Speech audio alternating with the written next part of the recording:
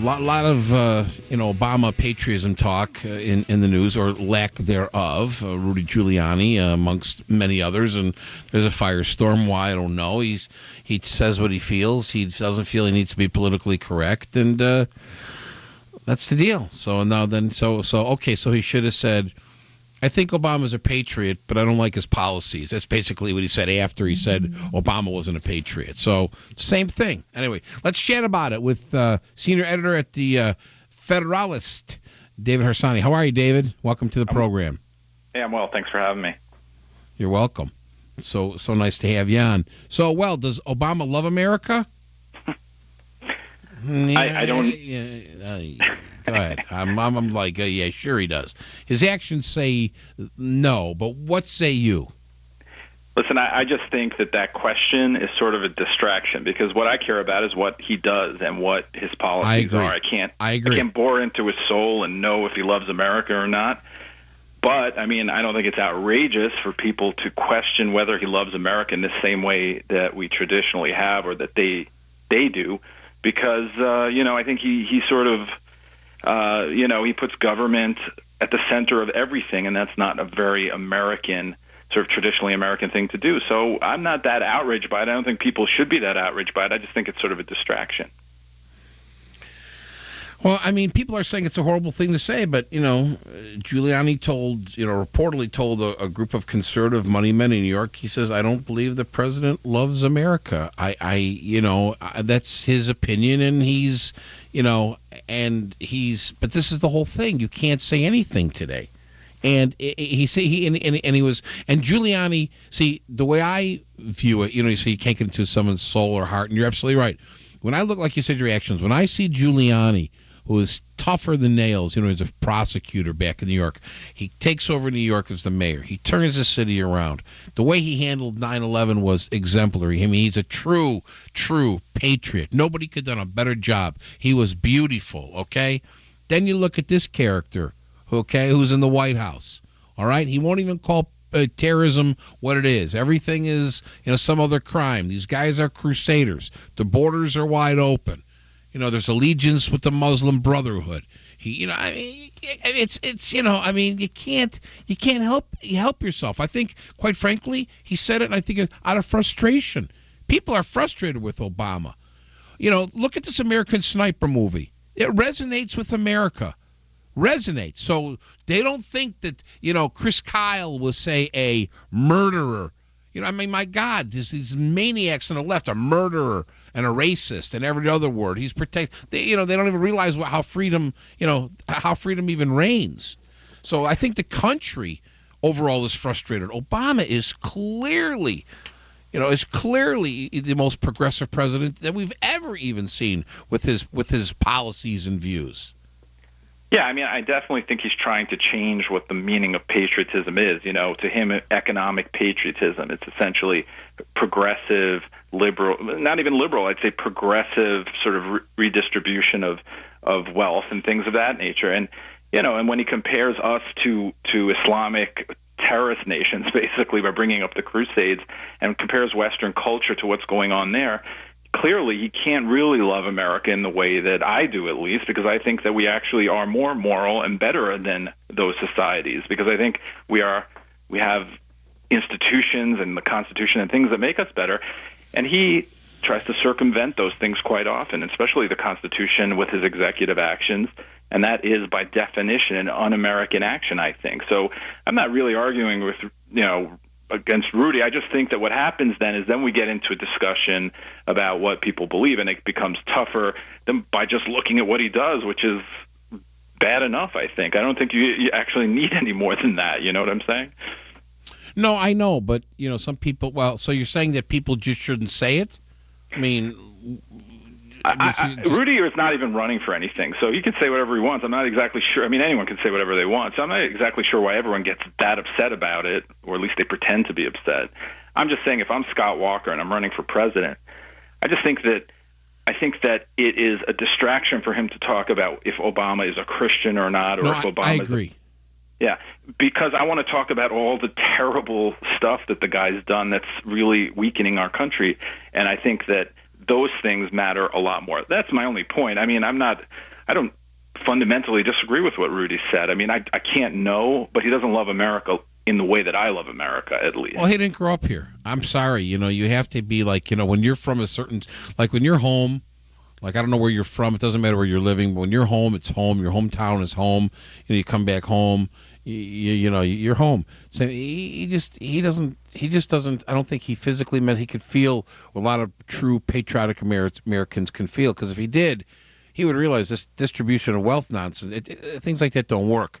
The human nature is not to able to you just cannot enable them and for them to be successful. Okay, you can't bring everybody the same. Not everybody's going to drive a '69 Renault to live in a 1-bedroom apartment, eating bologna sandwiches. Okay, it's not what people. He takes the oomph out of entrepreneurship, and he takes the oomph out of business, and it's sickening. Why? Because he was a community organizer, and he never did anything for himself, let alone, have a lemonade stand. I mean, he just doesn't have a clue. He's like clueless. He can't. It's like a rich person not having any empathy for like a middle-class poor person paying their bills. They don't know any other way. They don't mean to be maybe mean or snobby or anything else. They just don't have that problem. They can't relate. He just is unrelatable. Go ahead. Yeah, I'm sorry. I mean, you make a great point about upbringing, right? I mean, and also let's say his Christianity, which I'm just going to bring up for a second. We're not allowed. We have to say, yes, he is a patriot. Yes, he is a Christian. Yes, he can talk about his upbringing, but then we're never allowed to really dig a little deeper and ask some questions about those things. Then we become racist or whatever else. I mean, my story, my parents defected from a communist country in Eastern Europe, came to New York. So, for me, that has a lot to do with my views of the world because, that's how I grew up, and that's why I love America. So how you grow up definitely matters, and it definitely informs what you're going to do. And maybe you rebel against your parents and what they think, but we're not allowed to actually dig deeper or look into it, then we're racist. So he wants to have it both ways, and they want to have it both ways. Right, and you can't have it both ways. And listen, man, look, this is why, I'm just a basic person, all right, and I have an old saying, everything starts at home. And I'm not saying he is or he isn't, but when you live with a communist and you're raised by a Muslim, I mean, I'm sorry. It is what it is. I mean, whether he is or he isn't, or he's a this, or he's like you say, a patriot, and he's a that, and a this, it doesn't matter because his actions say otherwise. That's all. But let's say I say he is a Christian. Well, then let's talk about the church he belonged to for 20 years in Chicago, and I imagine you know more about this than I do, where there's plenty of racism, anti-capitalism, anti-American going on. Reverend Right Wrong, unbelievable. So if you're going to go to church there, we should talk about your church. I mean, unless I'm not allowed to talk about anything, and we're not even supposed to mention your Christianity. You can't, either we talk about it or we don't. So I mean, this guy, Reverend Wright, was like a junior Louis Farrakhan. I mean, it was laughable. He's up there beating on the Jews. I don't care who you beat on. You can't be a member of the church when the guy up there is beating on all these other races. I mean, beyond belief. And I'll never forget, I'm not and I like the guy. I'm not like sometimes a fan of Hannity because, he pounds and he pounds and he pounds and he pounds and just for a while I get it. But he kept going after it every night. And I said, nobody's listening. I mean, he had it like from the beginning. It's like the guy is a member of this church. I mean, look at the guy who runs the church. I mean, you could see it was so apparent. But people took a blind eye. But it's those little things that tell you a lot. See, those little things. I mean, and that's the thing. And then when you first come into office and you apologize for America, but I don't want to keep regurgitating the same crap, but it's very apparent. And Israel, every president, for the most part, except Carter, had a pretty good relationship with Israel. This yo-yo doesn't want, it's like he doesn't even understand. It's a house of cards if Israel isn't taken care of. So it's he turns his back on Netanyahu. It's very, he's just an intellect, I think he's smart elitist that has no, clue. He has no feeling for what's going on in the world. He can't it's not even his fault. If you get, I mean, he just doesn't understand. He doesn't talk to people in Congress and Senate. He doesn't have conversations. He doesn't like something. He signs up the executive order. Come here, give me a pen. Whoop. I mean, that's it. And that is un-American. It's ridiculous. It is un-American. Well, one of the things that you say you love America, I assume you love the sort of process and structure of the Constitution. Correct. And every time the guy tries to get around it, and not just that, I think, because everyone, let's be honest, most presidents try to do that, it's that he actually celebrates it and makes the argument for it that it's a good thing because he's getting stuff done. And that is a really, really dangerous precedent to set, I think. And that to me, is by definition un-American, frankly. It is, and I don't listen. I'm then write the Constitution, but I sometimes think to myself, what did you put that in there for? Yeah, I'm just half kidding, half serious. What'd you put it in there for? If you don't want to go along with the program and through the way it's supposed to be, and then you're able to just sign your little name to this document, it's like, what's the point? But also the regulatory process, he uses that as a government instead of making laws, on energy or whatever.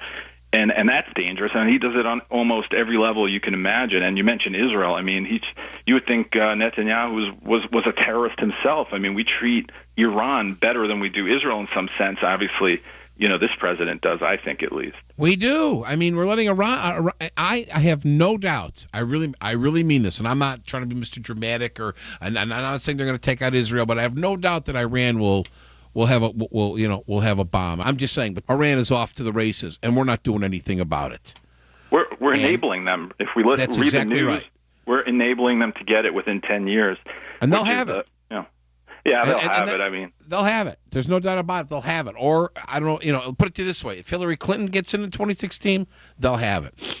They'll have it. Yeah. I don't think she'll be as bad as this guy. But in foreign policy, but maybe she'll be worse. Who knows? I mean, well, I at this point everything is so upside down. We call this, our radio station like Common Sense Radio. It makes no sense. I'm not saying the Republicans are wonderful or this, but I have to tell you, it's when you see what's going on in this country, I don't know. It's just beyond belief, and how anyone today, especially when he pulled with Obamacare, that just crunched so many people and so many other things, that to me that's the worst thing he ever did. The worst lie ever perpetuated on America was Obamacare. The worst, in my mind. Everybody has their own thing, but I mean, how anyone could think he's still doing a good job they're like the Stepford wives. Okay, I don't know what they're thinking or how their brain works, but this man. Really, he is absolutely weakening this country. Well, you have, you just have partisan people who are going to follow whoever the Democrat is, and then, frankly, you have Republicans who are there's not a single one that I can think of, or very few, that make a compelling argument that would drive those other partisans to come to the other side, and that's the big problem. You have a weak party and a terrible party, and you're right. And I think you're right, and that creates the mess. You're absolutely right. I mean, to me, if the Republicans were at least, my God, there are so, like you make a good point. What do you have to go after the Christian, Muslim, not a patriot thing? I wouldn't do that as a candidate either, because people don't like angry. They don't like angry. They want you to be positive. They want you to send a message. That's what they're looking for. And I don't blame them. They're looking for, that's how Obama, he snickered the nation. He was promising this, but you have to go. There's so much to go after. Things that you could change. It's unbelievable. And they don't have a clue. They don't even have a strategy. I'm just a talk show host. I'll give them a strategy. It's not rocket science. There's so many things they can do. Yeah, it's a hard argument, I guess. I'm just trying to defend them for a second, to make an argument that you want less government, because I think it should be an easy one. I think it should be compelling. But they're not very good at doing it. They just sound mean about it, or like they want to take something from you rather than give you more freedom to do what you want. And it snowballs, because now you have Obamacare out there, and it's, you're giving essentially welfare to millions of people, and to overturn it now, you're actually taking something from those people. So it becomes a tough argument, I guess, for them to make, even though I think they're just sort of cowardly about it, because, if Reagan could do it or other people can do it, I'm sure there's someone today that could do it as well, but, he's not around. All right, David, we really appreciate you coming on the show, and good talking to you, my friend.